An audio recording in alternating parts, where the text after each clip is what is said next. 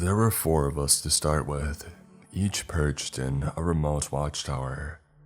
Our only contact with the outside world was through a ham radio and the guy who delivered beer and food every 2 weeks. To make sure none of us rolled an ankle or got mauled by a mountain lion while in patrol, we did 2 checks a day, one at 6 a.m. and one at 6 p.m. Things headed south right after Luke, the ranger in Tower 4, didn't report in for the morning check.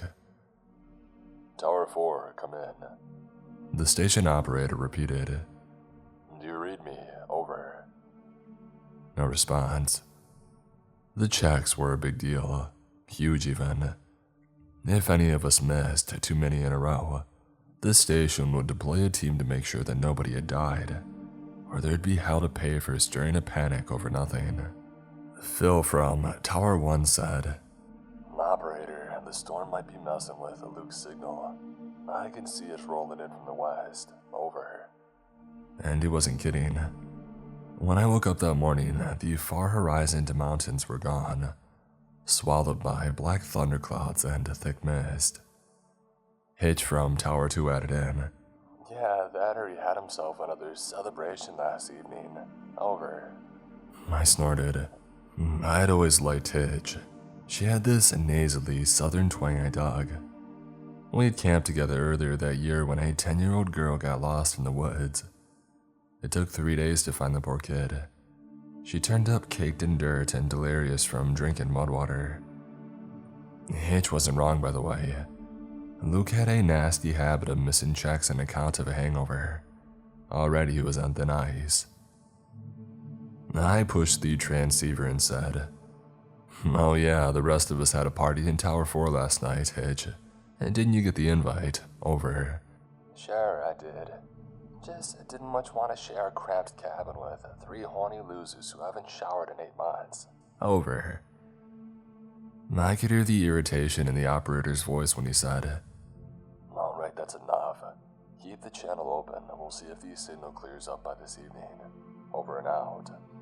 With the checks done, my time was on my own, and that was just how I liked it.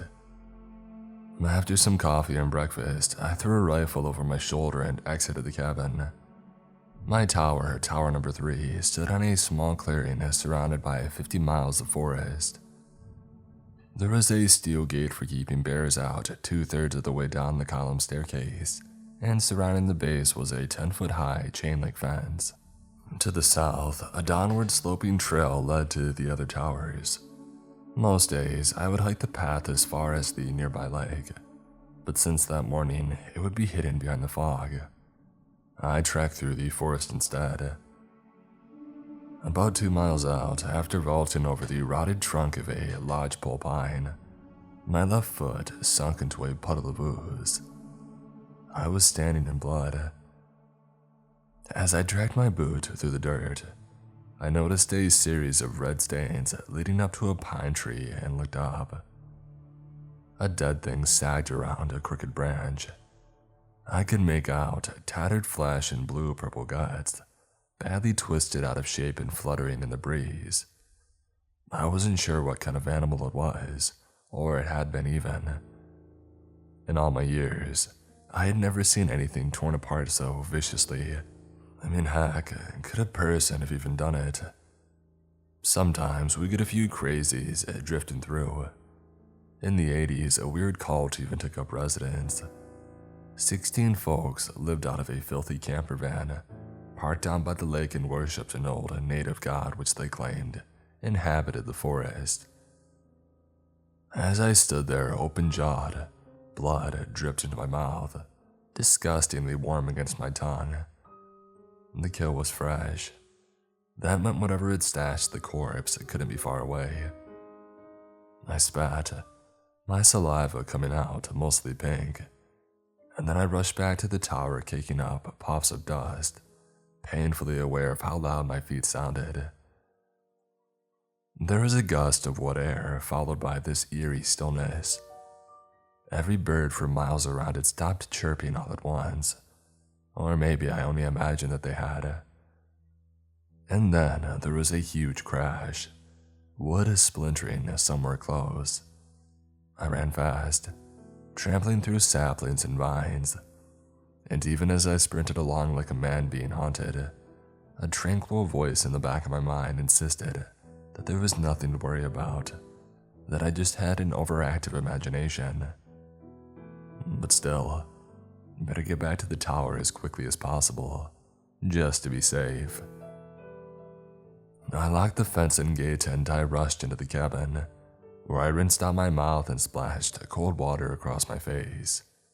And then, staring at my reflection, I started to laugh. What sort of ranger gets spooked by a dead animal? In the safety of my cabin, my paws crawled back down. I kicked my feet up and spent the next few hours trying not to picture the carcass. The operator came back over the radio a little after 6. His transmission sounded faint and garbled, which wasn't unusual when conditions were so poor. Tower 1, report in, over. No reply. I pictured Phil stumbling across tangled guts outside of his tower. 20 seconds passed, and then my mental image shifted to Phil suspended from a tree, intestines swinging back and forth like a pendulum. Come to think of it, those remains had looked somewhat. Tower 1, are you there? Over. The operator's voice had moved past irritation and into concern. I considered mentioning the incident, but what would I have said? Sir, I stumbled across a dead animal and almost emptied my bladder. Get a team of rangers out there stat. Hitch would never let me live it down. Operator, this is Tower 2, Hitch said. Storm's getting worse. I can't even see Cabin 1 through my binoculars. I doubt old Phil will be getting much traction on his radio, over. A tightness in my chest that I hadn't even realized was there had eased off. Phil was fine. We had just hit a patch of nasty weather, that was all. I realized the operator was waiting on me inside. Tower 3, reporting in, over. Hitch said, I'm busy daydreaming about me again, Tower 3. Face facts and ain't never gonna happen, over. Come in, Tower 4, the operator said, ignoring her. Do you copy, over?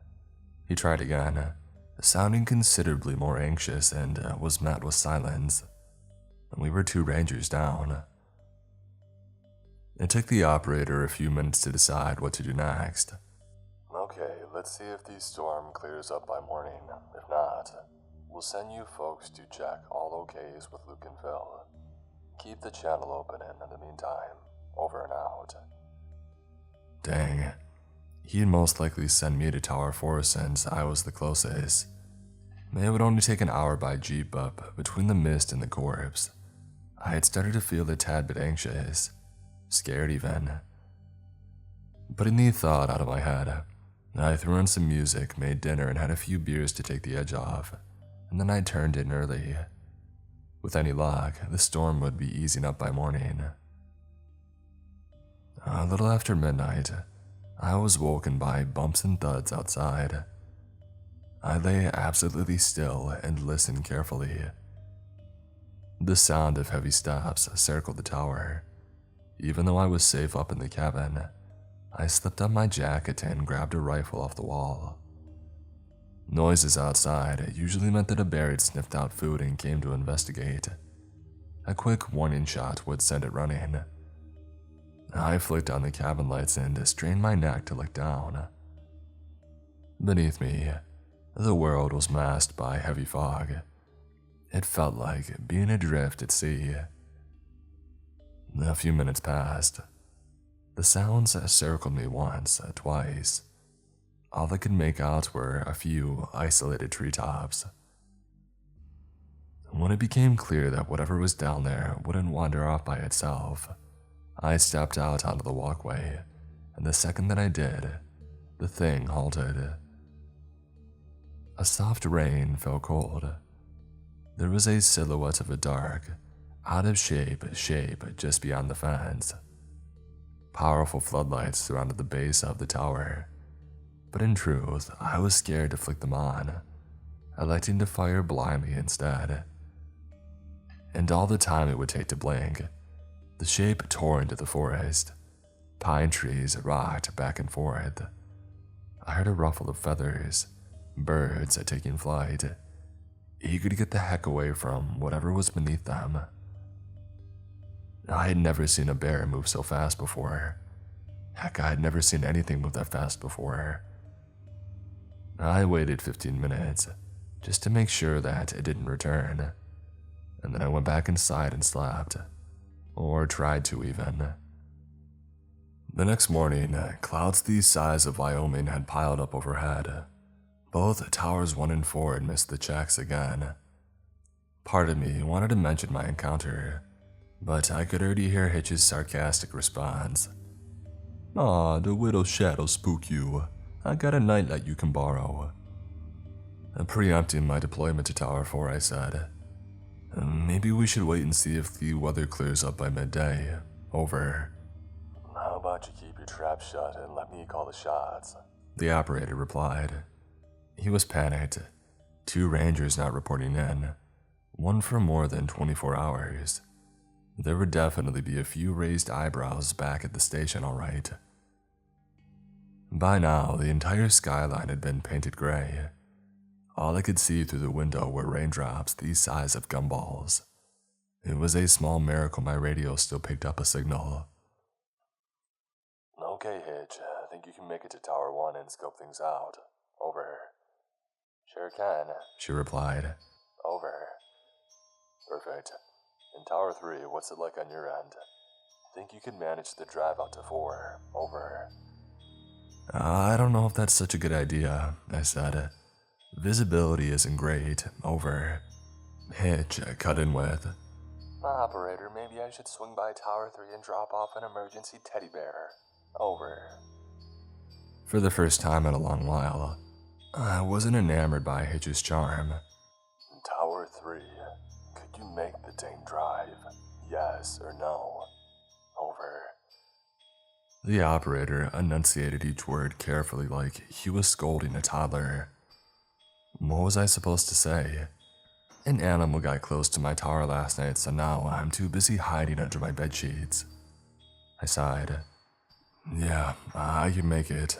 Over." "Alright then. Check the guys are okay and then report back as soon as you can. Over and out." Hanging up the transceiver, I could almost taste the blood again. But as scared as I was, I had an obligation to check on Luke. He might have been lying half dead in a ditch crying out for help. I slid my handgun into my holster, threw the rifle over my shoulder, and then descended the tower, hovering at the gate to study the clearing a few times. And then eventually, I hopped inside of the Jeep. There was a booming roar of thunder as I started the engine. Lightning illuminated the fog briefly, and for just a moment, the rearview mirror was filled with a pair of red eyes, glowing like flashlights. I whipped around just in time to glimpse a bestial shape slipping into the haze. My heart jackhammered against my chest as I fumbled for the rifle. In the 5 minutes I kept the barrel pointed at the tree line, there were no sounds or signs of any movement, or my eyes playing tricks. I sped along the patched and bumpy trail, bouncing around in the seat, the suffocating canopy closing around me. As the vehicle struggled over a ridge, thunder boomed again, and then the forest brightened up, revealing silhouettes darting between trees, intruders. I slammed on the brakes so hard that my chest got thrown into the steering wheel. The world dissolved back into gloom before I could grab my pistol. I cracked the window and listened carefully. Silence. Was it a herd of deer maybe? The noise of the Jeep had probably spooked them.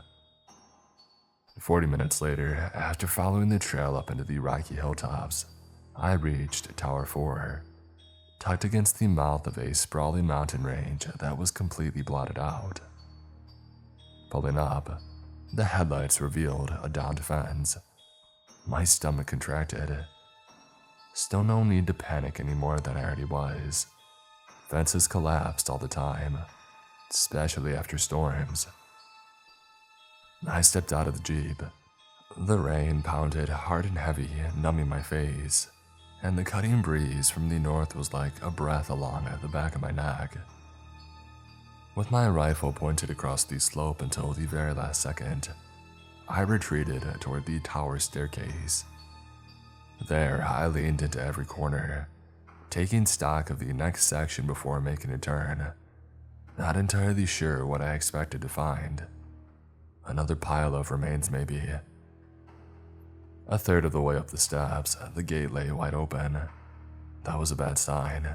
Terrible, even. Keep the gate locked at all times. It's the first lesson in Park Ranger 101. Somebody would have to be in a heck of a rush to leave it open. But then again, this was Luke I was dealing with. Maybe he took the gate about as seriously as the checks. I closed and locked it behind me to make sure that nothing else could get into the tower. Or get out, whispered a voice in the back of my mind. If something besides Luke was waiting for me up in the cabin, I would be like a rat in a cage. I waved the thought aside and rounded another corner, and then heard a deep bellow echo through the mountains, gradually rising in volume. I gritted my teeth and kept climbing. From there, things only got worse. The cabin door was wide open, busted off its hinges. "Luke!" I shouted, my voice so high that I barely recognized it. I took a few steps forward, felt a glass crunch beneath my boot, and then stopped and slowly glanced around. At the far side of the cabin, the window was busted, exploded inward, and most of the equipment was tipped over on its side.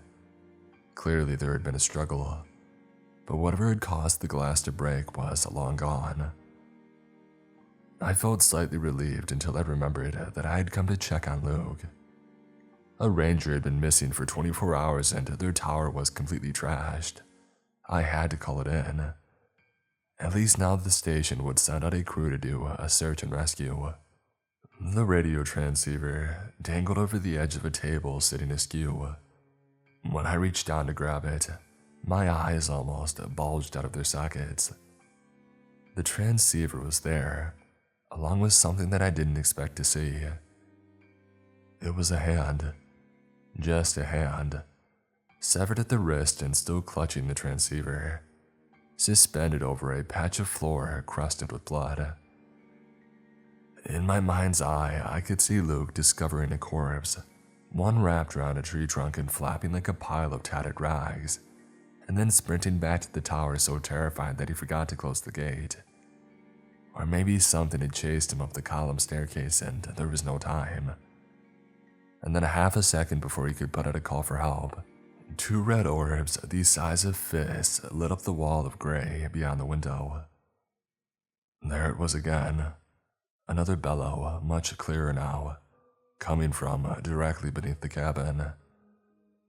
It was followed by a series of bumps and thuds, the sound of heartbeat resonating against the stabs. Next thing, there was a metallic clang which made the whole structure tremble. Whatever was down there had just rammed the gate. There was a second thud.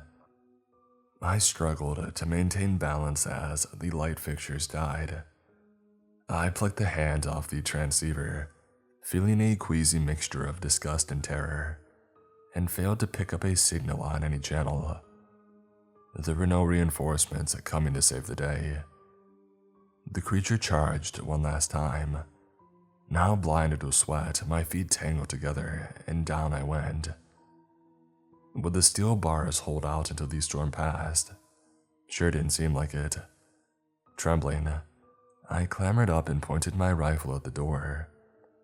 The only way I saw myself leaving Tower 4 was between a powerful set of jaws.